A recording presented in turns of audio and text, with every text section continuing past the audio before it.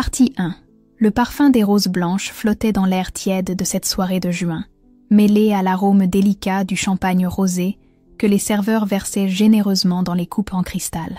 La terrasse de notre maison de Neuilly-sur-Seine était transformée en un écrin de lumière dorée, où les guirlandes suspendues créaient une atmosphère féerique. 50 invités s'étaient rassemblés pour célébrer mes 29 ans, et je ne pouvais m'empêcher de sourire en observant cette assemblée choisie avec soin par Julien, mon mari depuis 7 ans. Ma robe de soie rouge sang épousait parfaitement mes formes, et les compliments pleuvaient de toutes parts. Mes cheveux bruns cascadaient en boucles souples sur mes épaules nues, et le collier de perles que ma grand-mère m'avait légué brillait sous les lumières tamisées. Je me sentais belle, désirée, aimée. Du moins, c'est ce que je croyais. Julien évoluait parmi les invités avec cette aisance naturelle qui m'avait séduite lors de notre première rencontre à la Sorbonne, où nous étudions tous les deux le droit international. Grand, élégant dans son costume sur mesure, les cheveux poivre et sel parfaitement coiffés malgré ses 35 ans, il incarnait l'homme parfait aux yeux de tous. Avocat d'affaires reconnu, il gérait un cabinet prospère en plein cœur du 8e arrondissement. Notre vie ressemblait à un conte de fées moderne. Une belle maison, des voyages de rêve, une situation financière confortable et, pensais-je, un amour sincère. Ma mère, élégante dans son tailleur Chanel bleu marine, papillonnait de groupe en groupe, ravie de montrer à quel point sa fille unique avait réussi sa vie. Elle qui avait tant souffert de son divorce avec mon père quand j'avais 15 ans, elle trouvait enfin une forme de rédemption dans mon bonheur conjugal apparent. Mon père, de son côté, discutait affaires avec quelques collègues de Julien, un verre de whisky à la main, l'air détendu pour une fois. Les amis de la faculté étaient devenus nombreux. Sarah, ma meilleure amie depuis l'enfance, magnifique dans sa robe émeraude, accompagnée de son mari Thomas. Marc et Julie, un couple d'amis proches qui formaient avec nous un quatuor inséparable depuis des années. Mes collègues du ministère où je travaillais comme conseillère juridique, quelques voisins charmants, et bien sûr, la famille de Julien au grand complet. Sa mère, Françoise, une femme distinguée aux cheveux argentés, portait une robe de cocktail noir rehaussée de bijoux discrets mais précieux. Elle m'avait toujours traitée avec une affection sincère, me considérant comme la fille qu'elle n'avait jamais eue. Son père, Philippe, ancien magistrat à la retraite, imposant dans son costume gris anthracite, m'avait adopté dès notre première rencontre. Les deux sœurs de Julien, Camille et Émilie, étaient présentes avec leurs époux respectifs, ainsi que leurs enfants qui couraient joyeusement dans le jardin, sous la surveillance bienveillante de leurs grands-parents. L'ambiance était parfaite. Les rires fusaient, les conversations s'entrecroisaient harmonieusement, et la musique jazz en sourdine créait une bande sonore idéale pour cette soirée qui s'annonçait mémorable. Les bougies parfumées à la vanille et au jasmin embaumaient l'air, tandis que les petits fours préparés par le traiteur le plus réputé du 16e arrondissement disparaissaient rapidement des plateaux d'argent. Je portais une attention particulière à chaque détail, veillant à ce que tous mes invités se sentent à l'aise. C'était dans ma nature de prendre soin des autres, de m'assurer que tout le monde passait un bon moment. Julien me l'avait souvent reproché, d'ailleurs, cette tendance à me sacrifier pour le bonheur d'autrui. « Tu es trop généreuse, Céleste », me disait-il parfois avec ce sourire en coin qui me faisait fondre. « Il faut que tu apprennes à penser un peu plus à toi. » Comme il avait raison, sans même le savoir, comme j'aurais dû l'écouter et me méfier davantage de cette générosité aveugle qui m'aveuglait sur tant de choses. Vers 21h, alors que le soleil commençait à décliner derrière les toits parisiens, peignant le ciel de nuances orangées et pourpres, je remarquai que Julien semblait plus nerveux qu'à l'ordinaire. Il consultait fréquemment sa montre, jetait des coups d'œil vers l'entrée de la propriété, et ses mains tremblaient légèrement quand il portait son verre à ses lèvres. Quand je m'approchai de lui pour lui demander s'il allait bien, il me rassura d'un baiser rapide sur la joue et d'un « Tout va parfaitement bien, ma chérie. C'est juste l'émotion de te voir si heureuse. » Comment aurais-je pu deviner que ces mots cachaient la plus cruelle des hypocrisies? Sarah vint me rejoindre près de la fontaine en pierre qui trônait au centre de la terrasse, son regard pétillant de malice. « Alors, heureuse de tes 29 ans, tu rayonnes littéralement ce soir. » Elle leva sa coupe de champagne pour trinquer avec moi. À ma meilleure amie, la plus belle femme de cette soirée, et accessoirement la plus chanceuse d'avoir un mari aussi attentionné. Si elle avait su à quel point cette phrase allait résonner amèrement dans ma mémoire quelques minutes plus tard. Merci Sarah, j'ai vraiment de la chance, c'est vrai. Je sirotais mon champagne, savourant ces derniers instants d'innocence. Julien a vraiment pensé à tout. Regarde autour de toi, c'est magique. Il t'aime vraiment, ça se voit. La façon dont il te regarde, dont il prend soin de toi, Thomas devrait prendre exemple sur lui. Elle rit en désignant son mari qui était en pleine discussion passionnée sur le football avec mon père. Nous fûmes interrompus par le tintement cristallin d'une cuillère contre un verre. Tous les regards se tournèrent vers Julien, qui se tenait debout près de la table principale, élégant et imposant dans la lumière dorée des bougies. Un silence respectueux s'installa progressivement, et je sentis mon cœur s'accélérer. Allait-il faire un discours? C'était tellement lui, cet homme qui aimait les grands gestes et les déclarations solennelles. « Mes chers amis, ma chère famille », commença-t-il d'une voix claire qui portait dans l'air du soir. « Je vous remercie tous d'être présents ce soir pour célébrer les 29 ans de Céleste. Les sourires se multipliaient autour de moi, et ma mère me fit un petit signe de la main, visiblement émue. Je me rapprochai de Julien, pensant qu'il allait m'inviter à ses côtés pour ce qui promettait d'être un moment touchant. « Céleste et moi partageons une longue histoire », poursuivit-il, et je remarquai une étrange tension dans sa voix que je mis sur le compte de l'émotion. 11 années exactement. 11 années au cours desquelles nous avons construit ensemble ce qui ressemblait à une vie parfaite. Le passé composé qu'il employait me fit frissonner, sans que je comprenne pourquoi. Il y avait quelque chose dans son ton, dans sa posture, qui ne collait pas avec l'homme tendre et aimant que je connaissais. Mais ce soir, en présence de tous ceux qui nous sont chers, je dois vous dire la vérité. Il prit une profonde inspiration, et ses yeux croisèrent les miens. Ce que j'y lus me glaça le sang, une froideur que je ne lui avais jamais connue, mêlée à quelque chose qui ressemblait à de la satisfaction cruelle. Après 11 ans de mensonges, j'annonce que je quitte cette simulatrice pour ma vraie famille. Le temps sembla se suspendre. Les mots résonnèrent dans ma tête comme un écho déformé, impossible à saisir pleinement.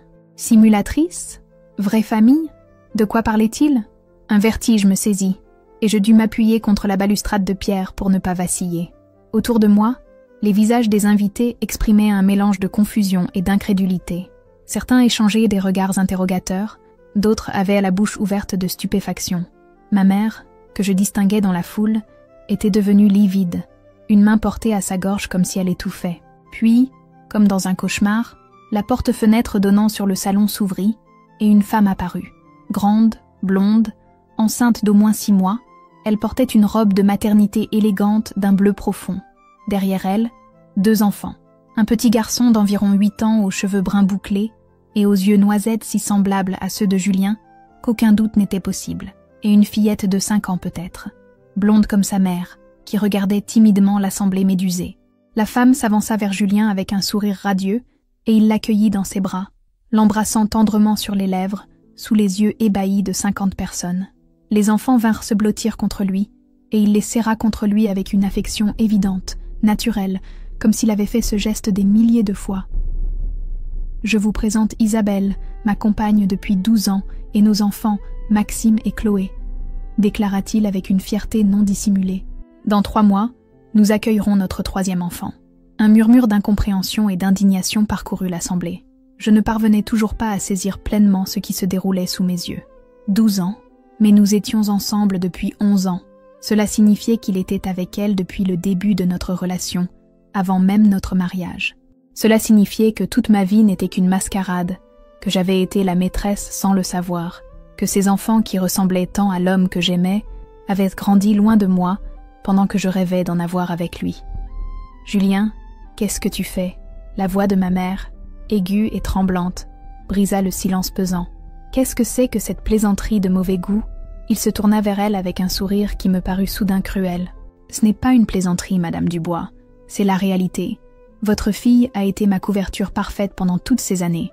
Belle, intelligente, issue d'une bonne famille, elle m'a permis de maintenir une face-façade respectable dans le milieu juridique parisien, tout en vivant ma vraie vie ailleurs. Couverture, façade, ces mots me transpercèrent comme des lames. Je sentis mes jambes se dérober sous moi, et seule la balustrade m'empêcha de m'effondrer. Comment était-ce possible? Comment avais-je pu être si aveugle, si naïve? Les images défilaient dans ma tête. Tous ces voyages d'affaires qui se multipliaient ces dernières années, ces week-ends où il prétendait travailler sur des dossiers urgents, ces appels téléphoniques qu'il prenait en s'éloignant, ces sourires mystérieux quand il consultait son téléphone portable. Autant de signes que j'avais ignorés par amour, par confiance aveugle. « Maman, qui c'est cette dame ?» La petite voix de Chloé s'éleva dans le silence, innocent et poignant. Elle me regardait avec curiosité, sans comprendre le drame qui se jouait. « Ces personnes, ma chérie. » répondit Isabelle d'une voix douce mais ferme. Juste une connaissance de papa. Personne. J'étais personne. Après 11 ans de vie commune, après avoir cru partager les rêves, les espoirs et l'amour de cet homme, je n'étais personne aux yeux de sa vraie famille. Ma mère s'effondra alors, littéralement. Je la vis vaciller, ses yeux se révulser, et elle s'évanouit, s'écroulant sur le dallage de pierre dans un bruit sourd qui figea l'assemblée. Plusieurs invités se précipitèrent vers elle. Philippe, le père de Julien, en tête, son visage exprimant un mélange de honte et de colère que je ne lui avais jamais vu. Dans le chaos qui s'ensuivit, alors que Thomas et Marc tentaient de ranimer ma mère et que Sarah s'approchait de moi pour me soutenir, je sentis quelque chose se briser définitivement en moi. Mais ce n'était pas seulement mon cœur qui se brisait, c'était aussi ma naïveté, ma tendance à faire confiance aveuglément, ma propension à me sacrifier pour les autres. Une rage froide, implacable, commença à monter en moi. Une colère purificatrice qui chassait la douleur et la stupéfaction pour ne laisser place qu'à une détermination d'acier. Lentement, très lentement, je me mis à applaudir. Mes mains s'entrechoquaient dans un claquement sec et rythmé qui résonna étrangement dans le brouhaha ambiant. Un à un, les regards se tournèrent vers moi, et le silence retomba progressivement sur la terrasse. « Bravo pour le spectacle !» dis-je d'une voix claire et posée, en continuant d'applaudir avec une lenteur calculée. « Vraiment, Julien, c'est du grand art. 11 ans de comédie, ça méritait effectivement une fin en apothéose. » Il me regardait maintenant avec une surprise évidente. Visiblement, il s'attendait à me voir m'effondrer, pleurer, supplier, comme une héroïne de mélo. Il ne connaissait pas cette facette de ma personnalité, cette force qu'il n'avait jamais eu l'occasion de voir s'exprimer. « Maintenant, poursuivis-je, en cessant d'applaudir et en balayant l'assemblée d'un regard déterminé, c'est mon tour. Partie 2. La salle entière retint son souffle. 50 paires d'yeux étaient braqués sur moi, attendant ma réaction, ma révélation. Sarah s'était figée à mi-chemin entre ma mère toujours inconsciente et moi, son visage exprimant un mélange d'inquiétude et de curiosité. Julien, lui, avait perdu son assurance. Pour la première fois depuis le début de cette mascarade, je décelais une pointe d'incertitude dans son regard. Il ne s'attendait manifestement pas à ce que je reprenne l'initiative. Isabelle resserra instinctivement son étreinte autour de ses enfants, comme si elle pressentait que la suite n'allait pas lui plaire. Le petit Maxime regardait alternativement son père et moi, ses grands yeux noisettes reflétant une confusion compréhensible pour un enfant de son âge. Chloé, plus jeune, s'était réfugiée derrière sa mère, intimidée par l'atmosphère tendue qui régnait soudain sur cette terrasse qui avait pourtant commencé la soirée dans la joie. Je pris une profonde inspiration, savourant cet instant où j'allais enfin pouvoir libérer un secret que je gardais depuis des mois. Un secret qui allait transformer cette humiliation publique en une victoire éclatante. « Tu sais, Julien, » commençai-je d'une voix posée, presque conversationnelle. J'ai toujours admiré ton sens du timing. Mais ce soir, tu as commis une erreur majeure. Je marchais lentement vers le centre de la terrasse, mes talons résonnant sur les dalles de pierre avec une régularité métronométique. Chaque pas était calculé, chaque geste mesuré.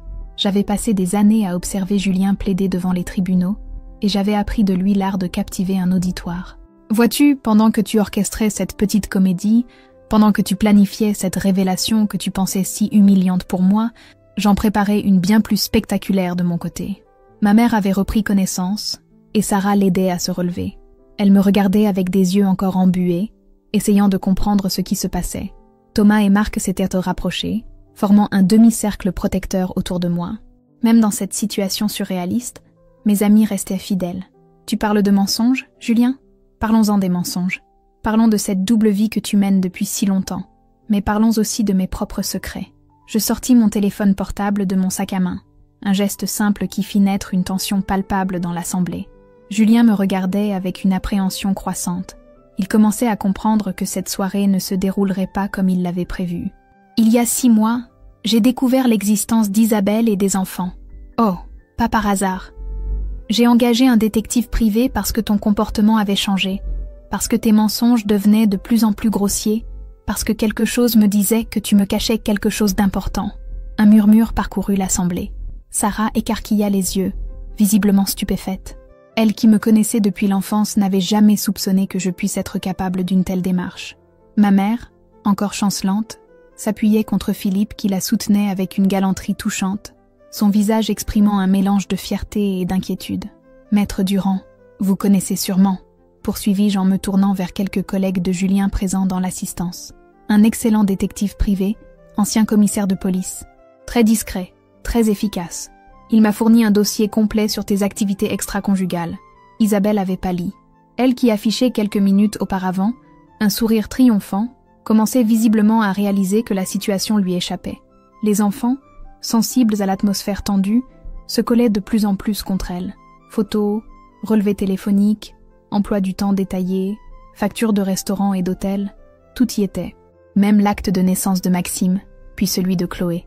Même les échographies du bébé à naître. Félicitations, au fait, pour cette 3e grossesse.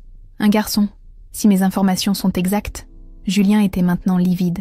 Il ouvrait la bouche comme s'il voulait dire quelque chose, mais aucun son n'en sortait. Pour la première fois depuis que je le connaissais, cet homme toujours si éloquent se trouvait à court de mots. « Mais ce n'est pas tout », continuai-je en faisant défiler les photos sur mon téléphone. « Le plus intéressant, c'est ce que j'ai découvert sur les finances de ton cabinet.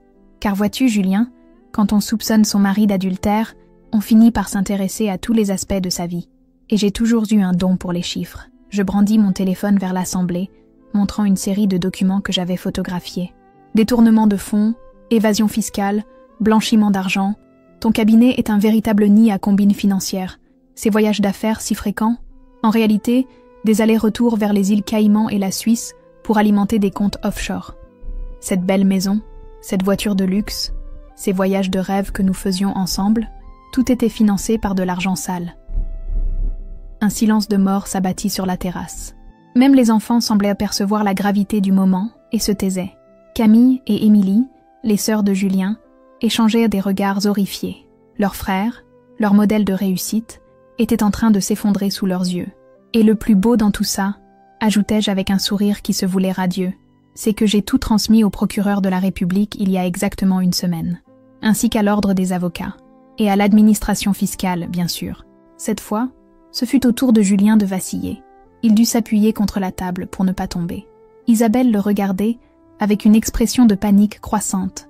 Elle commençait sans doute à réaliser que l'homme qu'elle aimait, le père de ses enfants, risquait fort de finir en prison. « Tu n'as pas fait ça », balbutia-t-il enfin. « Tu ne peux pas avoir fait ça. »« Oh si, Julien, j'ai fait exactement ça. Et tu sais pourquoi ? Parce qu'au-delà de ta trahison personnelle, au-delà de cette humiliation que tu voulais m'infliger ce soir, il y a quelque chose que je ne peux pas pardonner. Tu m'as rendu complice malgré moi de tes magouilles. » Je me mis à arpenter la terrasse, comme une avocate plaidant devant un jury. L'assemblée suivait chacun de mes mouvements, captivée par cette révélation qui prenait des proportions qu'aucun d'entre eux n'avait anticipées. Cette belle vie que nous menions ensemble, elle était bâtie sur la ruine d'autres personnes. Ces clients que tu as escroqués, ces entreprises que tu as aidées à frauder le fisc, cet argent blanchi qui a servi à acheter nos meubles, à payer nos vacances. J'ai été ta caution morale involontaire, celle qui donnait une image respectable à tes activités criminelles. Ma mère s'était redressée et me regardait avec un mélange d'admiration et d'inquiétude. Elle, qui m'avait toujours connue douce et accommodante, découvrait une femme qu'elle ne soupçonnait pas. Sarah, elle, affichait un sourire de plus en plus marqué. Mon amie d'enfance retrouvait peut-être dans cette révélation la petite fille rebelle que j'avais été autrefois, avant que la vie et l'amour ne m'assagissent. Alors quand j'ai découvert l'existence de ta vraie famille, j'ai d'abord été anéantie, c'est vrai, puis j'ai été en colère, et enfin, j'ai été soulagée. Soulagée de comprendre que notre mariage n'était qu'une couverture pour toi, parce que cela signifiait que je n'avais plus aucun scrupule à te détruire. Julien tentait de reprendre contenance, mais sa voix tremblait quand il réussit enfin à articuler. « Tu es folle. Tu vas détruire ta propre vie en même temps que la mienne. » « Ma propre vie ?» Je ris, d'un rire clair et libérateur qui résonna dans l'air tiède de cette soirée de juin. « Mais Julien, tu viens de le dire toi-même, ma vie avec toi n'était qu'une simulation. Alors dis-moi, qu'est-ce que je risque de perdre au juste ?» Je pointai mon doigt vers Isabelle et les enfants. « Ta vraie famille ? Mais elle n'a jamais été la mienne, cette maison. Mais elle a été achetée avec de l'argent sale. Cette situation sociale. Mais elle était bâtie sur des crimes. » L'émotion commençait à percer dans ma voix, mais c'était une émotion libératrice, purificatrice. Tous ces mois de silence, de doute, de questionnement, trouvaient enfin leur exutoire. Non, Julien, la seule chose que je perds ce soir, c'est mes illusions. Et crois-moi, c'est un soulagement. Philippe, le père de Julien, s'avança vers son fils. Son visage, d'ordinaire si bienveillant, exprimait une colère froide que je ne lui avais jamais vue. « Julien, dit-il d'une voix grave et mesurée, est-ce que tout ce qu'elle dit est vrai ? Papa, je... » commença Julien, mais les mots semblaient rester coincés dans sa gorge. « Est-ce que tu as vraiment détourné de l'argent ? Est-ce que tu as vraiment trahi cette jeune femme qui nous considérait comme sa famille ?» Le silence de Julien était plus éloquent que n'importe quelle confession. Françoise, sa mère, porta une main à sa bouche, les larmes aux yeux. Camille et Émilie détournèrent le regard, visiblement honteuses du comportement de leur frère. « Et ce n'est pas tout, repris-je, savourant l'effet de mes révélations. Car voyez-vous, mes chers invités, pendant ces 6 mois où je préparais ma riposte, je n'ai pas chômé. » Je me dirigeai vers le salon, sous les regards intrigués de l'assemblée, et en revins avec une épaisse chemise cartonnée que j'avais soigneusement cachée dans le secrétaire de l'entrée avant l'arrivée des invités. Julien a toujours sous-estimé mon intelligence. Il me voyait comme une épouse docile, une faire-valoir sociale, une jolie potiche pour décorer son bras lors des réceptions. Il n'a jamais réalisé que mes études de droit et mon poste au ministère m'avaient donné accès à des ressources considérables. J'ouvris la chemise et en sortis plusieurs liasses de documents. Voici les statuts de la nouvelle société que j'ai créée le mois dernier. Une société de conseil juridique spécialisée dans la défense des victimes d'escroqueries financières. Et devinez qui va être mon premier client ? Je brandis un autre document sous les yeux ébahis de l'assemblée. Maître Rousseau, l'associé principal de ton cabinet, Julien, celui-là même qui t'avait fait confiance et qui vient de découvrir grâce à mes révélations que tu détournais les fonds de la société. Il m'a contacté cette semaine pour me proposer de l'aider à récupérer l'argent que tu as volé. Ironique, n'est-ce pas ? Isabelle était maintenant en pleurs. Elle serrait ses enfants contre elle, réalisant sans doute que l'homme qu'elle aimait allait probablement être arrêté dans les heures ou les jours qui viendraient. Maxime la regardait avec inquiétude, trop jeune pour comprendre les enjeux financiers et juridiques, mais assez grand pour percevoir que quelque chose de grave se passait. « Papa, pourquoi tout le monde crie ?» demanda Chloé d'une petite voix tremblante. Cette question innocente me serra le cœur. Ces enfants allaient payer pour les erreurs de leur père, et cela me navrait profondément. Mais je ne pouvais pas laisser Julien s'en tirer après ce qu'il m'avait fait subir, après cette humiliation publique qu'il avait orchestrée. Et maintenant, poursuivis-je en sortant une dernière série de documents. La cerise sur le gâteau. Car tu n'es pas le seul à avoir des révélations surprenantes ce soir. Tous les regards étaient de nouveau rivés sur moi. Même ma mère, qui avait retrouvé ses esprits, me fixait avec une intensité troublante. Sarah s'était rapprochée, comme si elle voulait être aux premières loges pour la suite des événements. Il y a une chose que tu ignores, Julien. Une chose que personne ici ne sait d'ailleurs, à part ma mère. N'est-ce pas, maman ? Je me tournai vers elle, et elle hocha lentement la tête, son visage exprimant un mélange de fierté et d'appréhension. Il y a 3 mois, quand j'ai appris que ta chère Isabelle était enceinte de votre 3e enfant, j'ai moi aussi fait un test de grossesse, par curiosité, pour voir si le timing était vraiment aussi ironique que je le pensais. Un nouveau silence s'abattit sur l'assemblée, encore plus lourd que les précédents. Julien me regardait avec des yeux ronds, commençant à comprendre où je voulais en venir. Et devine quoi ? Il l'était ? Je suis enceinte, Julien. Enceinte de 3 mois exactement. Enceinte de ton enfant. Partie 3. L'effet de ma révélation fut immédiat et dévastateur. Isabelle laissa échapper un cri étranglé, comme si on venait de lui porter un coup physique. Ses jambes se dérobèrent sous elle, et elle dut s'asseoir précipitamment sur une chaise en fer forgé, serrant convulsivement ses enfants contre elle. Maxime et Chloé, effrayés par la réaction de leur mère, se mirent à pleurer, ajoutant leurs sanglots au chaos émotionnel qui régnait désormais sur cette terrasse où, 1 heure plus tôt, tout n'était que rire et insouciance. Julien, lui, était devenu d'une pâleur cadavérique. Il me regardait comme s'il voyait un fantôme, la bouche entr'ouverte, incapable d'articuler le moindre mot. Pour la première fois depuis que je le connaissais, cet homme si sûr de lui, si maître de ses effets, semblait complètement dépassé par les événements. « Tu mens !» finit-il par balbutier d'une voix à peine audible. « C'est impossible. Tu prends la pilule depuis des années. » Je souris, d'un sourire qui se voulait énigmatique et triomphant à la fois. « Détrompe-toi, mon cher époux. J'ai arrêté la pilule il y a 6 mois, exactement au moment où j'ai découvert l'existence de ta double vie. Appelle ça de l'instinct de survie, ou peut-être une forme de vengeance inconsciente. Je me suis dit que si tu avais le droit de faire des enfants avec une autre, j'avais le droit d'en faire un avec toi, que tu le veuilles ou non. » Ma mère s'était rapprochée de moi et avait pris ma main dans les siennes. Ses yeux brillaient de larmes, mais aussi d'une fierté évidente. Elle qui m'avait toujours reproché ma passivité, Ma tendance à subir plutôt qu'à agir découvrait enfin la femme forte qu'elle avait toujours espéré que je devienne. « Ma chérie, murmura-t-elle à mon oreille, tu es sûre de vouloir aller jusqu'au bout? C'est un enfant qui va naître. Il aura besoin de stabilité, d'amour. Ne t'inquiète pas, maman, répondis-je à voix haute, de façon à ce que toute l'assemblée puisse m'entendre. Cet enfant aura tout l'amour dont il a besoin.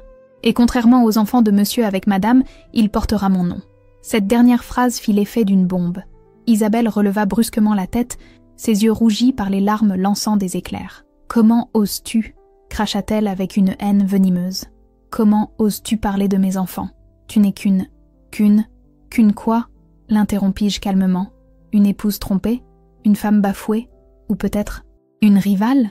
Le mot résonna dans l'air avec une force particulière, car c'était bien de cela qu'il s'agissait maintenant.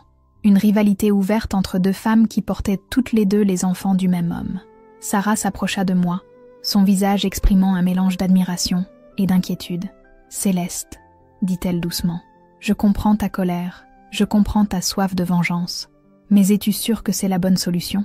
Un enfant, ce n'est pas un outil de guerre. » Je me tournai vers elle, cette amie fidèle qui me connaissait si bien, et je vis dans ses yeux une préoccupation sincère. Mais il était trop tard pour faire marche arrière. Trop tard pour les regrets et les scrupules. « Sarah, cet enfant n'est pas un outil de guerre, c'est un miracle. Le miracle qui va me permettre de reprendre ma vie en main et de construire quelque chose de beau sur les ruines de ce mensonge. » Je portais instinctivement ma main à mon ventre encore plat, où grandissait cette nouvelle vie qui allait tout changer. Pendant des mois, j'ai subi en silence les humiliations de Julien. Ses mensonges, ses absences, ses faux fuyants. J'ai joué le rôle de l'épouse parfaite, pendant qu'il construisait sa vraie famille ailleurs. Mais maintenant, c'est fini. Maintenant, c'est moi qui ai l'avantage. Philippe s'avança vers son fils, son visage exprimant un dégoût que je ne lui avais jamais vu. « Julien !» dit-il d'une voix grave et tremblante de colère. « J'ai honte de toi, honte de ce que tu es devenu, honte de ce que tu as fait à cette jeune femme, honte de la façon dont tu as sali le nom de notre famille. » Françoise, sa mère, pleurait silencieusement, soutenue par Camille et Émilie, qui regardèrent leur frère avec un mélange de déception et de réprobation. La famille unie et respectable qu'était celle des Moreau venait de voler en éclats sous les révélations de cette soirée. « Papa, tu ne comprends pas », tenta Julien d'une voix suppliante. « Isabelle et moi, nous nous aimons vraiment. Céleste et moi, ça n'a jamais été qu'un arrangement, une façade. »« Un arrangement ?» m'exclamai-je, la colère faisant trembler ma voix. « 11 ans de ma vie, Julien. 11 ans où j'ai cru t'aimer, où j'ai cru que tu m'aimais. 11 ans où j'ai renoncé à des opportunités professionnelles pour te soutenir, où j'ai refusé d'autres prétendants pour te rester fidèle. Et tu appelles ça un arrangement ?» Je me dirigeai vers la table principale et pris la bouteille de champagne qui trônait dans son seau à glace. D'un geste théâtral, je la brandis vers l'assemblée. Puisque nous en sommes aux révélations familiales, autant que tout le monde sache la vérité sur cet homme merveilleux que vous pensiez tous connaître. Je versai le champagne dans une coupe et la levai comme pour porter un toast. À Julien Moreau, avocat véreux, mari infidèle, père absent pour ses 3 premiers enfants et bientôt père absent pour le 4e. À l'homme qui a réussi l'exploit de vivre 3 vies en même temps, celle du professionnel respecté, celle de l'époux dévoué et celle de l'amant passionné. Plusieurs invités détournèrent le regard, gênés par cette démonstration publique qui dépassait tout ce qu'ils avaient pu imaginer. Mais d'autres, notamment mes collègues du ministère, me regardaient avec une admiration évidente. Ils découvraient une facette de ma personnalité qu'ils n'avaient jamais soupçonnée.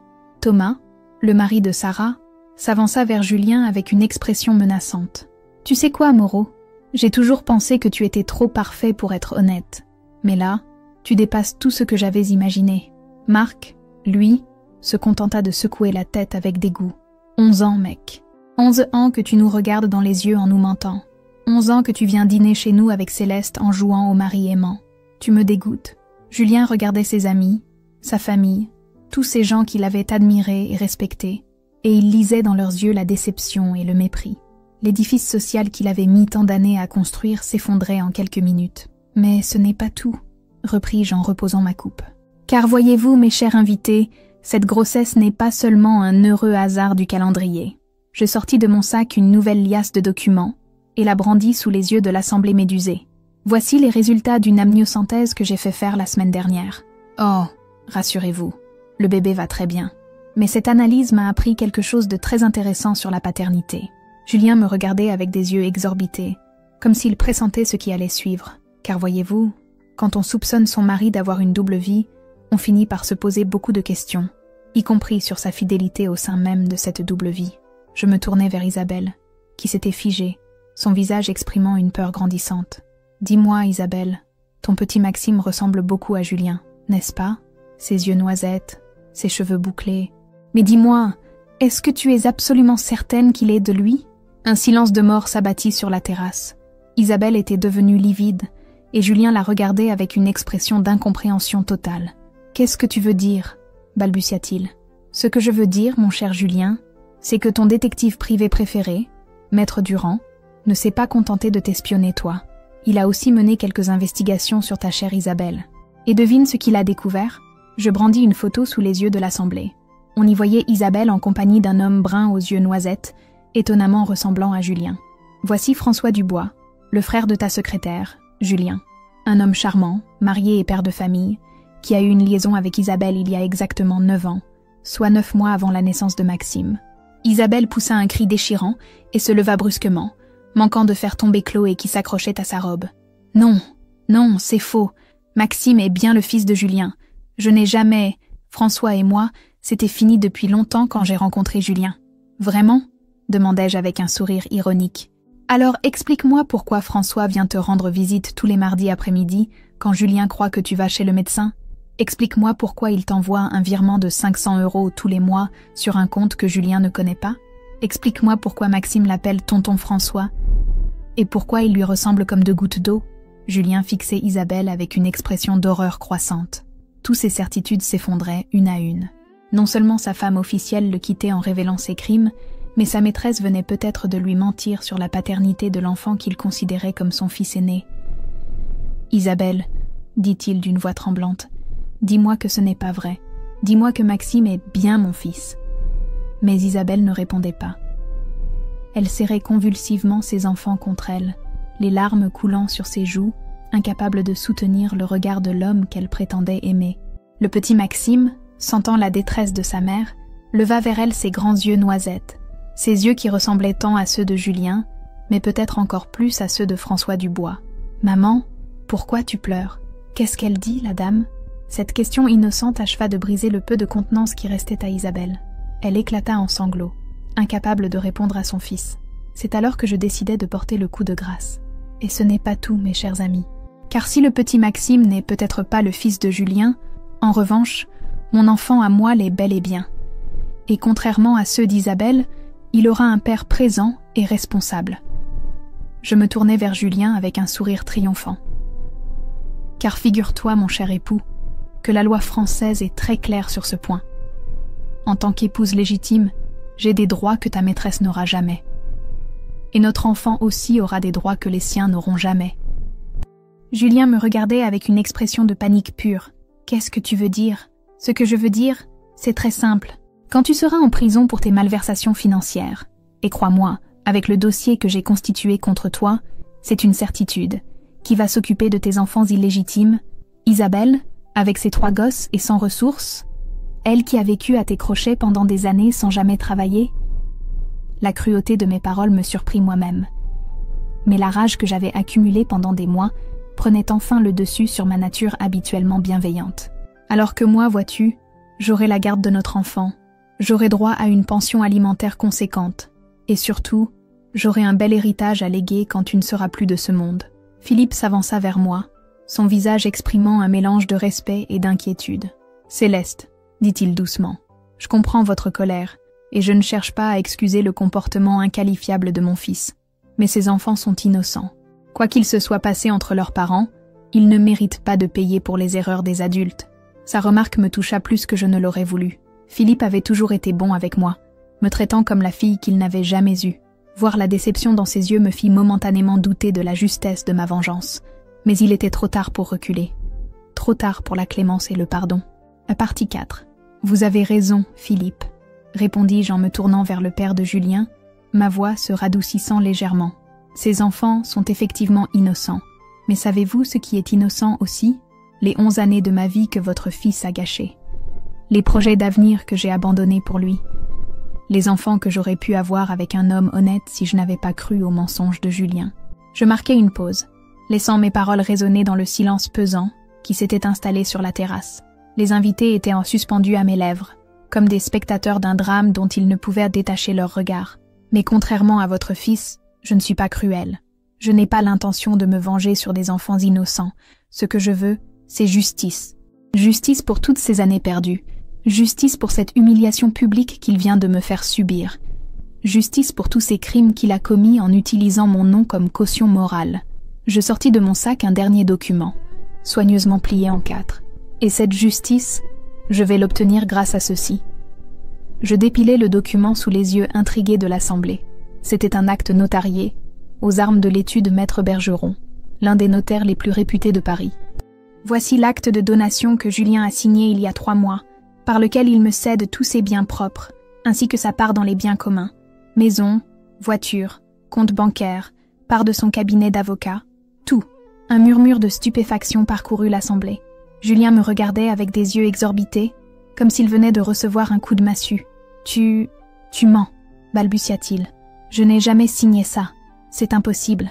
Détrompe-toi, mon cher époux. Tu te souviens de ce week-end romantique que nous avons passé à Deauville en mars dernier? Ce week-end où tu m'as dit vouloir régulariser notre situation patrimoniale? Tu étais si empressé de me faire signer ce que tu présentais comme un simple ajustement de notre contrat de mariage que tu n'as même pas pris la peine de lire attentivement ce que tu signais toi-même. Le visage de Julien passa par toutes les couleurs. Il se souvenait manifestement de ce week-end, de ces papiers qu'il m'avait fait signer chez le notaire de Deauville. Mais c'était pour te protéger en cas de problème avec le cabinet. Tu m'avais dit que tu voulais une sécurité financière, et c'est exactement ce que j'ai obtenu, répliquai-je avec un sourire triomphant, sauf que les papiers que tu as signés ne correspondent pas exactement à ce que tu croyais. Maître Bergeron est un ami de longue date de ma famille. Il a été ravi de m'aider à rédiger un acte de donation parfaitement légal et irrévocable. Sarah éclata d'un rire nerveux, mélange d'admiration et d'incrédulité. « Céleste, tu es diabolique. Depuis quand es-tu devenue si machiavélique? Depuis que j'ai compris que la gentillesse et la naïveté ne menaient qu'à se faire piétiner, répondis-je sèchement. Depuis que j'ai réalisé que pour survivre dans ce monde, il faut parfois utiliser les mêmes armes que ses adversaires. » Isabelle, qui était restée prostrée depuis mes révélations sur la paternité de Maxime, releva soudain la tête. « Tu n'as pas le droit !» cria-t-elle d'une voix hystérique. « Tu n'as pas le droit de détruire notre famille. Julien est le père de mes enfants. Il a des obligations envers eux. » « Des obligations ?» Je me tournai vers elle avec un sourire cruel. « Parlons-en des obligations. Où étaient ses obligations envers moi, quand il me mentait depuis 11 ans? Où étaient ses obligations de mari fidèle et honnête? Et puis, si Maxime n'est pas son fils comme je le suspecte, de quelles obligations parles-tu exactement? »« Maxime est son fils !» hurla Isabelle en serrant convulsivement le petit garçon contre elle. « Et même si François et moi avons eu une liaison autrefois, ça ne change rien. Julien aime cet enfant. Il l'a élevé comme son fils. Une liaison autrefois? Je sortis mon téléphone et fis défiler plusieurs photos. Ces clichés ont été pris la semaine dernière, Isabelle. François qui sort de chez toi un mardi après-midi. François qui embrasse Maxime sur le front. François qui te glisse quelque chose dans la main en partant. Ça ressemble plus à une liaison en cours qu'à une aventure du passé. Julien s'effondra littéralement sur une chaise, le visage entre les mains. Cet homme qui avait toujours tout contrôlé découvrait que sa vie entière n'était qu'un château de cartes qui s'écroulait maintenant sous les révélations successives. « Mais pourquoi ?» gémit-il sans relever la tête. « Pourquoi tu me fais ça? Qu'est-ce que je t'ai fait de si terrible pour mériter une vengeance pareille ?» Sa question me fit exploser. Toute la rage que j'avais accumulée pendant des mois ressortit d'un coup. « Ce que tu m'as fait de si terrible ?» Je me plantai devant lui, le forçant à lever les yeux vers moi. « Tu veux vraiment que je dresse la liste? 11 ans de mensonges. 11 ans où tu m'as fait croire que j'étais aimée alors que je n'étais qu'une couverture. 11 ans où tu m'as fait culpabiliser de ne pas tomber enceinte alors que tu avais déjà 2 enfants avec une autre. 11 ans où tu m'as utilisée comme caution morale pour tes magouilles financières. » Ma voix montait crescendo et plusieurs invités reculèrent instinctivement. « Et ce soir, tu as osé m'humilier publiquement devant ma famille et mes amis. Tu as osé me traiter de simulatrice devant 50 personnes. Tu as osé me jeter comme un vieux Kleenex usagé après m'avoir utilisé pendant plus d'1 décennie. » Des larmes de rage coulaient maintenant sur mes joues. mais c'étaient des larmes libératrices, purifiantes. Alors oui, Julien, tu mérites cette vengeance. Tu mérites de perdre tout ce que tu as construit sur mes illusions perdues. Ma mère s'approcha de moi et me prit dans ses bras, me serrant contre elle avec une tendresse protectrice. Ma chérie, calme-toi, pense au bébé, tout ce stress n'est pas bon pour lui. Sa remarque me ramena brutalement à la réalité. J'étais enceinte, j'attendais un enfant, et toute cette colère, toute cette haine risquait d'affecter cette petite vie qui grandissait en moi. Je respirais profondément, essayant de retrouver mon calme. Autour de moi, les invités me regardaient avec un mélange de fascination et d'inquiétude. Cette soirée qui avait commencé comme une fête d'anniversaire classique était devenue un règlement de compte public d'une violence inouïe. Thomas s'approcha de Julien et le secoua par l'épaule. « Allez mec, relève-toi. Assume au moins tes conneries. Tu ne peux pas rester affalé comme ça devant tout le monde. » Julien leva péniblement la tête. Son visage était ravagé, vieilli de 10 ans en l'espace d'une soirée. « Qu'est-ce que tu veux que je dise? Qu'est-ce que tu veux que je fasse? Elle a tout prévu, tout organisé. Je suis fichu. » « Tu es fichu parce que tu l'as voulu, » répliqua Thomas avec dégoût. « Tu as creusé ta propre tombe avec tes mensonges et tes magouilles. » Marc s'approcha à son tour. « La question maintenant c'est, qu'est-ce que tu comptes faire pour tes enfants? Parce que si tu finis en prison, comme Céleste semble le penser, qui va s'occuper d'eux? » Cette question fit tressaillir Isabelle. Elle regarda alternativement ses 2 enfants et son ventre arrondi, réalisant peut-être pour la première fois l'ampleur de la catastrophe qui s'abattait sur sa famille. « Julien ne va pas en prison, » dit-elle d'une voix tremblante. « Il va trouver un arrangement. Il va rembourser ce qu'il a pris. Il va rien du tout, » l'interrompis-je sèchement. « Les preuves que j'ai rassemblées sont accablantes. Détournement de fonds, évasion fiscale, blanchiment d'argent. On parle d'au moins 5 ans de prison ferme, probablement plus. » Philippe s'avança vers son fils, son visage exprimant une tristesse infinie. « Julien, mon fils, est-ce que tout ce qu'elle dit est vrai? As-tu vraiment commis tous ces crimes ?» Julien regarda son père, cet homme qu'il avait toujours admiré et respecté, et pour la première fois de la soirée, je vis quelque chose qui ressemblait à de la honte dans ses yeux. « Papa, les choses sont plus compliquées que... »« Réponds-moi » tonna Philippe avec une autorité que je ne lui connaissais pas. « As-tu volé de l'argent, oui ou non ?» Le silence qui suivit fut plus éloquent que n'importe quelle confession.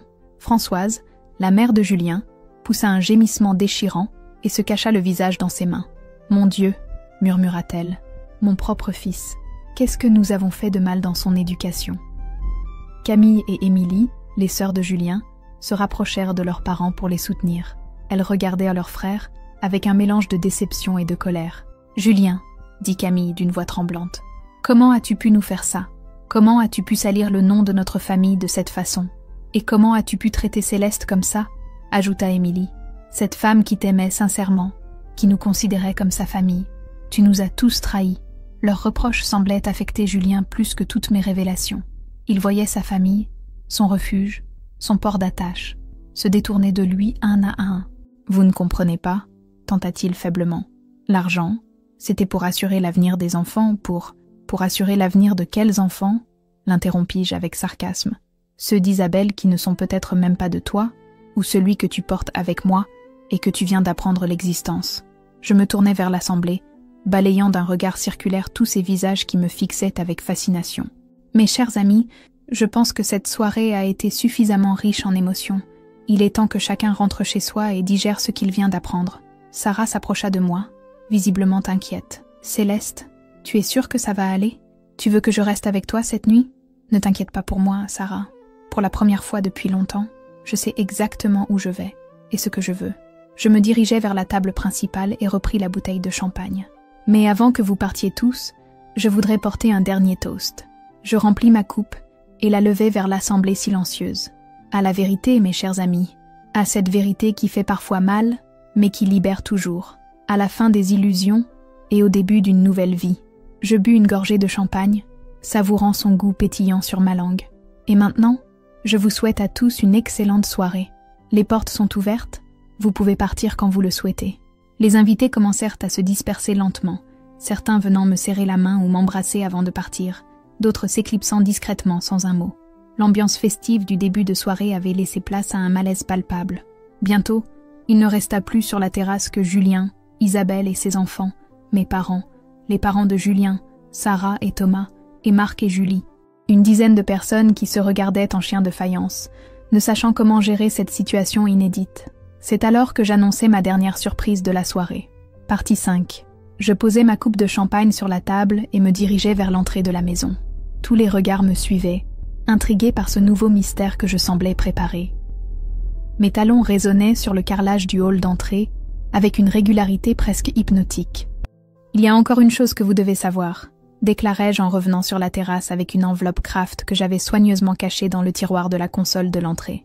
Une dernière révélation qui va, je pense, clore définitivement ce chapitre de ma vie. L'enveloppe était épaisse, visiblement bourrée de documents. Sarah me regardait avec une inquiétude croissante, comme si elle pressentait que j'allais franchir une ligne de non-retour. Ma mère, elle, avait retrouvé ses couleurs et me fixait avec une admiration mêlée d'appréhension. Pendant ces 6 mois où je préparais ma vengeance, poursuivis-je en tenant l'enveloppe devant moi comme un trophée, je n'ai pas seulement enquêté sur les crimes de Julien et sur sa double vie. J'ai aussi fait des recherches approfondies sur sa chère Isabelle. Le visage d'Isabelle, déjà ravagé par les émotions de cette soirée, se crispa davantage. Elle serra instinctivement ses enfants contre elle, comme si elle voulait les protéger de ce qui allait suivre. « Qu'est-ce que tu as trouvé ?» balbutia-t-elle, sa voix tremblant de peur. « Oh, des choses fascinantes », répondis-je avec un sourire qui se voulait rassurant, mais qui n'eut visiblement pas l'effet escompté. « Tu sais, Isabelle, toi et moi avons plus de points communs que tu ne l'imagines. » J'ouvris l'enveloppe et en sortis une première série de documents. Par exemple, nous avons toutes les deux été trompées par le même homme, car figure-toi que ton cher Julien n'a pas eu que 2 vies parallèles, mais bien 3. Un silence de mort s'abattit sur la terrasse. Julien, qui avait relevé la tête à la mention de ses mensonges, me regardait maintenant avec une expression de panique pure. « Qu'est-ce que tu veux dire ?» demanda Isabelle, d'une voix à peine audible. « Ce que je veux dire, ma chère rivale, c'est que pendant qu'il jouait au mari parfait avec moi et à l'amant passionné avec toi, notre cher Julien entretenait aussi une relation suivie avec une certaine Aurélie Lemaire, attachée parlementaire à l'Assemblée nationale. » Je brandis une série de photos sous les yeux ébahis de l'assistance. On y voyait Julien en compagnie d'une jolie rousse, dans des restaurants chics, des hôtels de luxe, des situations clairement compromettantes. Une relation qui dure depuis, voyons voir, 4 ans maintenant, soit exactement depuis la naissance de ta petite Chloé, Isabelle. Isabelle porta une main à sa gorge, comme si elle étouffait. Ses yeux allaient alternativement de moi à Julien, cherchant dans son regard une dénégation qui ne venait pas. Ce n'est pas possible, murmura-t-elle. Julien me l'aurait dit. Il m'aime. Il m'a toujours dit qu'il n'y avait que moi dans sa vie à part elle. Elle me désigna d'un geste tremblant. Détrompe-toi, ma pauvre Isabelle.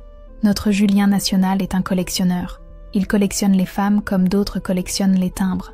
Une épouse officielle pour la respectabilité, une maîtresse fixe pour la passion, et une aventure plus récente pour le piment.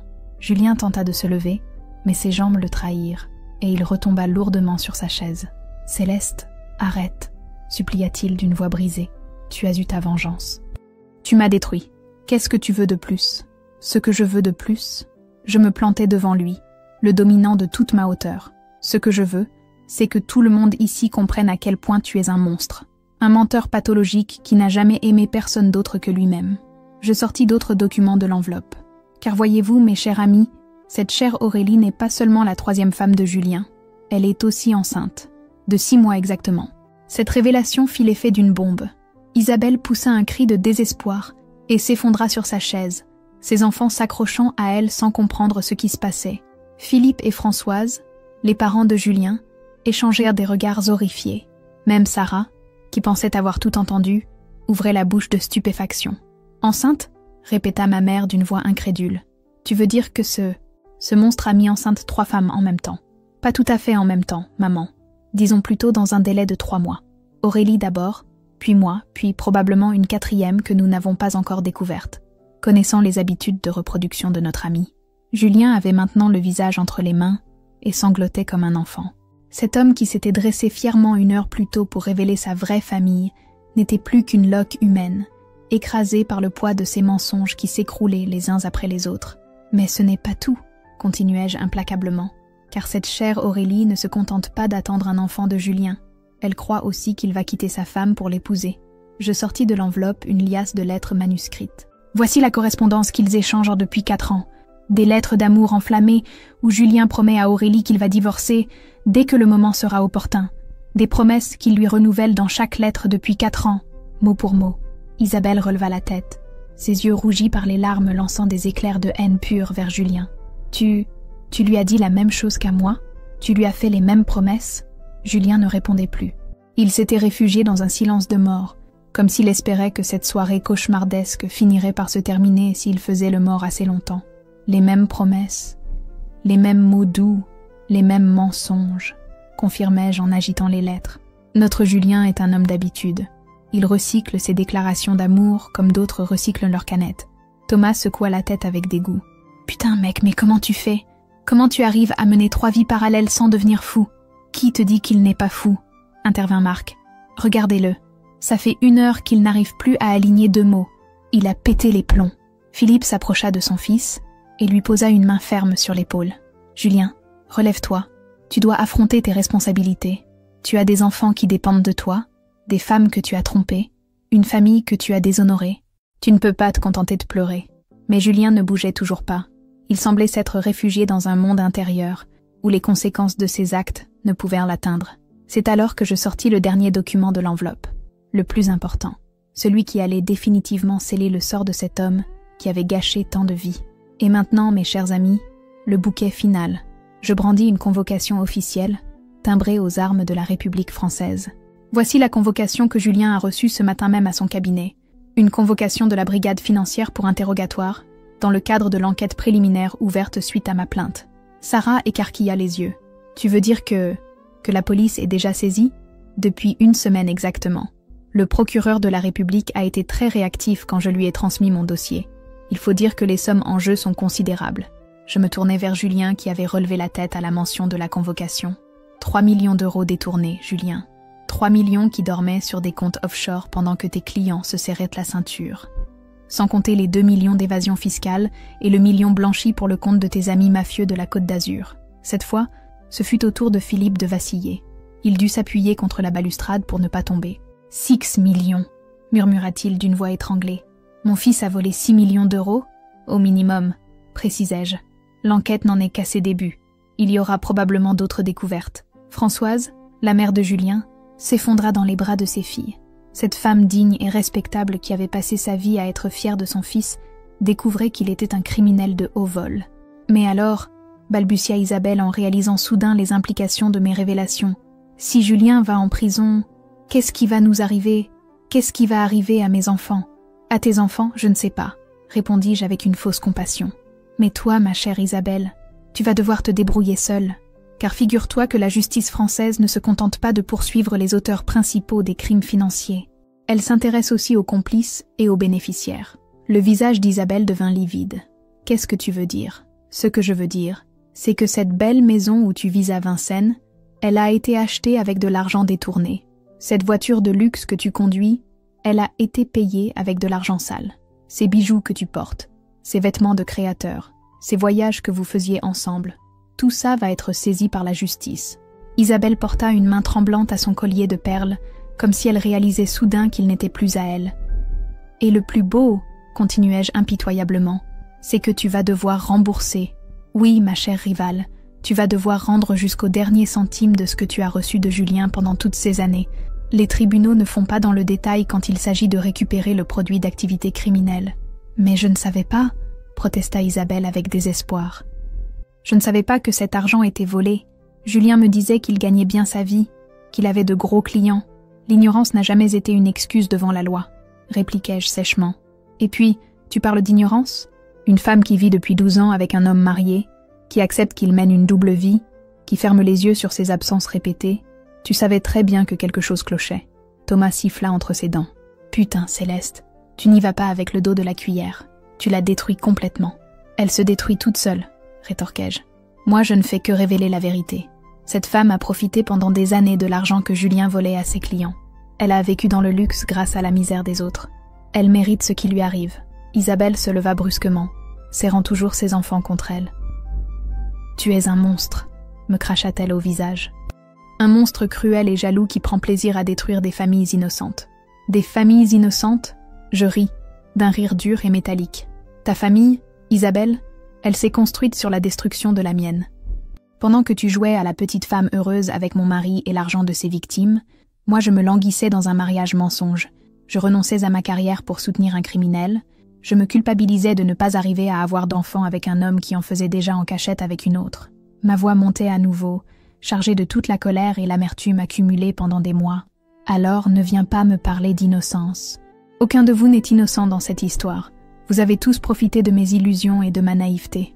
C'est alors que Julien releva enfin la tête. Son visage était ravagé, mais il y avait maintenant dans ses yeux une lueur que je ne lui connaissais pas. Une lueur dangereuse. « Tu as fini ton petit spectacle ?» demanda-t-il d'une voix sourde. « Tu as eu ta vengeance? Tu es satisfaite d'avoir détruit la vie de tout le monde ici ?»« Presque, » répondis-je calmement. « Il me reste une dernière chose à faire. » Je sortis de mon sac mon téléphone portable et composai un numéro que j'avais enregistré dans mes contacts. « Allô, commissaire Dubois? C'est Céleste Moreau. Je vous appelle comme convenu. Mon mari est ici, en ma présence, avec sa maîtresse et ses enfants illégitimes. Oui, c'est parfait pour procéder à l'arrestation. L'adresse? 47 avenue Foch, Neuilly-sur-Seine. Oui, la grande maison avec le portail blanc. Merci, commissaire. À tout de suite. » Je raccrochai et regardai l'assemblée médusée. La police arrive dans 10 minutes. Julien, j'espère que tu as fait tes adieux à ta liberté. Quant à toi, Isabelle, j'espère que tu as un endroit où aller avec tes enfants, parce que cette maison va être scellée dès ce soir. Le silence qui suivit fut absolu. Même les enfants semblaient avoir compris la gravité de la situation et se taisaient, blottis contre leur mère terrorisée. Julien se leva lentement, et pour la première fois depuis le début de cette soirée cauchemardesque, il me regarda droit dans les yeux. « Tu vas le regretter, Céleste, » dit-il d'une voix d'outre-tombe. « Tu vas le regretter amèrement. » Partie 6. Finale. La menace de Julien résonna dans l'air tiède de cette soirée de juin comme un présage sinistre. Mais étrangement, au lieu de m'effrayer, ces paroles me procurèrent un sentiment de libération totale. Cet homme qui m'avait terrorisé par ses colères, qui m'avait manipulé par ses mensonges, qui m'avait brisé par ses trahisons, ne représentait plus rien pour moi. Moins que rien, même. Le regretter? Je me mis à rire. D'un rire clair et libérateur qui résonna dans le silence pesant. « Julien, tu ne comprends donc pas? Je n'ai plus rien à perdre. Tu m'as déjà tout pris. Mes illusions, ma confiance, 11 années de ma vie. Qu'est-ce que tu pourrais me faire de pire que ce que tu m'as déjà fait ?» Je m'approchai de lui, si près que je pouvais voir la haine et la peur mélangées dans ses yeux. Moi, en revanche, je vais avoir le plaisir de te voir partir en prison, de te voir perdre ta réputation, ton cabinet, ta liberté, de te voir expliquer à tes enfants pourquoi papa ne peut plus venir les voir que derrière des barreaux. Isabelle poussa un gémissement déchirant et serra ses enfants encore plus fort contre elle. Le petit Maxime, troublé par l'atmosphère lourde, commença à pleurer, suivi rapidement par Chloé. Leurs sanglots d'enfants innocents brisèrent le cœur, mais ne parvenaient pas à entamer ma détermination. « Et pendant que tu croupiras en cellule, poursuivis-je implacablement, moi, je vais élever notre enfant dans l'amour et la vérité. Je vais lui apprendre ce qu'est l'honnêteté, la loyauté, le respect, tout ce que tu n'as jamais su donner. » Ma mère s'approcha de moi et me prit le bras. « Céleste, ma chérie, peut-être que tu devrais arrêter maintenant. Tu as eu ta vengeance. Tu as dit tout ce que tu avais sur le cœur. La police va arriver. Justice sera rendue. Il est temps de penser à l'avenir, à ton bébé. » Sa sagesse maternelle me toucha. Elle avait raison. J'avais obtenu ce que je voulais. La vérité était révélée. Les crimes de Julien allaient être punis, et moi j'étais libre. Libre de recommencer ma vie.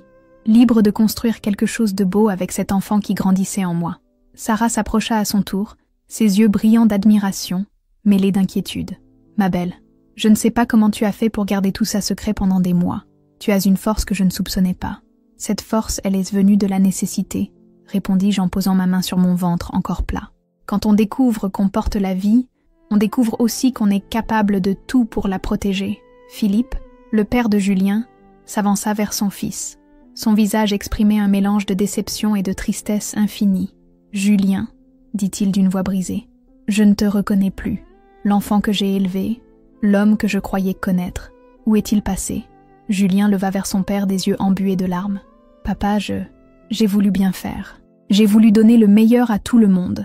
Mais c'est devenu incontrôlable. » Incontrôlable? Philippe secoua la tête avec amertume. « On ne vole pas 6 millions d'euros par accident, Julien. On ne ment pas à ses proches pendant des années par inadvertance. Tu as fait des choix, de mauvais choix. » Françoise, sa mère, s'approcha à son tour. Ses yeux étaient rouges de larmes, mais son regard exprimait une détermination farouche. « Julien, mon fils, malgré tout ce que tu as fait, tu restes mon enfant. Mais je ne peux pas cautionner tes actes. Tu vas devoir assumer tes responsabilités et accepter les conséquences de tes choix. » Elle se tourna vers Isabelle et les enfants. « Quant à vous, madame, sachez que quoi qu'il arrive, ces enfants sont mes petits-enfants. S'ils sont vraiment de Julien, ils auront toujours une place dans notre famille, quelles que soient les erreurs de leurs parents. » Cette générosité de la part de Françoise me surprit et me toucha. Cette femme venait de voir son monde s'écrouler, mais elle pensait déjà aux innocents dans cette affaire. Au loin, le hurlement des sirènes de police commençait à se faire entendre. Le moment de vérité approchait. Dans quelques minutes, Julien serait arrêté et emmené, et cette soirée cauchemardesque prendrait fin. Thomas regarda par-dessus la balustrade et aperçut les premières lueurs bleues qui approchèrent de la propriété. « Ça y est, ils arrivent », annonça-t-il sobrement. Julien se leva brusquement, comme pris d'une panique soudaine. « Il faut que je parte », balbutia-t-il en regardant vers les issues de la terrasse. « Il faut que tu quoi ?» l'interrompis-je. « Que tu fuis ? Que tu abandonnes encore une fois tes responsabilités ? Ça suffit, Julien. Il est temps d'affronter la réalité. » Philippe se planta devant son fils, l'empêchant de bouger. « Tu ne partiras nulle part, mon garçon. Tu vas rester ici et tu vas assumer. Pour une fois dans ta vie, tu vas avoir le courage d'affronter les conséquences de tes actes. » Les sirènes étaient maintenant très proches. Le portail de la propriété s'ouvrit et plusieurs voitures de police pénétrèrent dans l'allée, leurs gyrophares bleus balayant la façade de la maison de leurs éclats intermittents. Isabelle, réalisant que tout était fini, se leva péniblement avec ses enfants. « Où est-ce qu'on va aller ?» demanda-t-elle d'une voix brisée. « Où est-ce que je vais emmener mes enfants ?» Cette question me serra le cœur malgré toute la colère que j'éprouvais envers elle. Ces enfants allaient payer pour les erreurs de leurs parents, et cela me navrait profondément. « Françoise a raison, » dis-je après un moment d'hésitation. « Quoi que vous ayez fait, vos enfants sont innocents. Si vous n'avez vraiment nulle part où aller cette nuit, vous pouvez rester ici. La maison est maintenant légalement à moi, et je ne jetterai pas des enfants à la rue. » Isabelle me regarda avec surprise, comme si elle ne comprenait pas cette soudaine clémence. « Pourquoi ?» murmura-t-elle. « Après tout ce que tu viens de dire, pourquoi tu nous aiderais ? Parce que contrairement à votre père, répondis-je en désignant Julien, moi je n'ai pas perdu mon humanité dans cette guerre. Et parce que bientôt, moi aussi j'aurai un enfant. Et j'espère que si un jour il se trouvait en détresse, quelqu'un aurait la décence de l'aider. » Les policiers montèrent maintenant les marches qui menaient à la terrasse. Leurs pas lourds résonnaient sur les dalles de pierre comme un glas funèbre. Le commissaire Dubois, un homme d'une 50aine d'années au regard perçant, apparut le premier sur la terrasse, suivi de 4 agents en uniforme. « Madame Moreau ?» demanda-t-il en s'approchant de moi. « C'est moi, commissaire. Merci de nous avoir contactés. Monsieur Julien Moreau est-il présent ?» Je désignai Julien qui se tenait debout, figé par la peur, entre son père et Thomas. « Le voici, commissaire. » Le commissaire s'approcha de Julien et sortit une paire de menottes de sa ceinture. « Julien Moreau, vous êtes en état d'arrestation pour détournement de fonds, évasion fiscale et blanchiment d'argent. Vous avez le droit de garder le silence. Tout ce que vous direz pourra être retenu contre vous devant un tribunal. » Le cliquetis des menottes qui se refermaient sur les poignets de Julien résonna comme une victoire personnelle. Cet homme qui m'avait humilié, trompé, trahi, se retrouvait enfin face à ses responsabilités. Mais étrangement, au lieu de la satisfaction que j'attendais, je ne ressentis qu'une immense lassitude. Toute la colère, toute la haine qui m'avait portée pendant ces derniers mois s'évaporèrent d'un coup, laissant place à un vide étrange. Julien se tourna vers moi une dernière fois, avant d'être emmené. « Céleste, » dit-il d'une voix suppliante, « s'il te plaît, pense à notre enfant.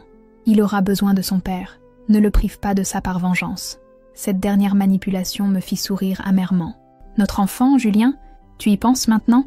Après avoir caché l'existence de 3 autres enfants pendant des années, après avoir détruit 3 familles, non, mon enfant n'aura pas besoin d'un père comme toi.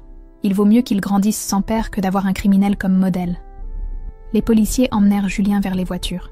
Isabelle et ses enfants les suivèrent du regard, les larmes coulant silencieusement sur leurs joues. Cette famille brisée me faisait pitié, mais je ne regrettais rien de ce que j'avais fait. Le commissaire s'approcha de moi une dernière fois. « Madame Moreau, nous aurons besoin de vous dans les prochains jours pour finaliser votre déposition.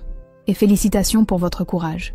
Grâce à vous, nous allons pouvoir démanteler tout un réseau de blanchiment d'argent. » Après le départ de la police, un silence étrange s'installa sur la terrasse. Il ne restait plus que ma famille, mes amis les plus proches, et Isabelle avec ses enfants. L'ambiance festive du début de soirée semblait appartenir à une autre vie. Ma mère vint me prendre dans ses bras. « Ma chérie, c'est fini maintenant. Tu peux enfin tourner la page et penser à l'avenir. »« Oui, maman. Pour la première fois depuis longtemps, j'ai l'impression de pouvoir respirer librement. » Sarah me serra contre elle à son tour. « Tu sais quoi? Je suis fière de toi. Tu as trouvé une force que je ne te connaissais pas. Tu vas être une mère formidable. » Les invités commencèrent à se disperser, me laissant seule avec Isabelle et ses enfants. Nous nous regardions sans savoir quoi dire, deux femmes qui avaient aimé le même homme, deux victimes de ses mensonges. « Merci », finit par dire Isabelle d'une voix à peine audible.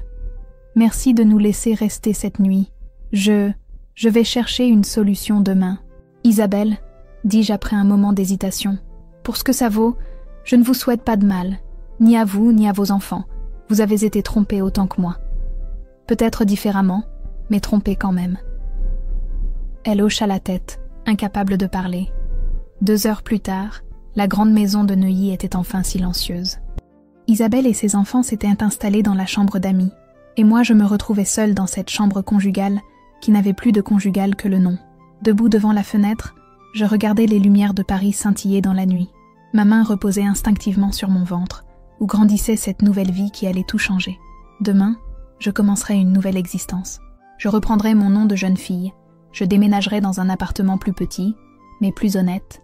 Je construirai une carrière sur mes propres mérites, et non sur les crimes de mon mari.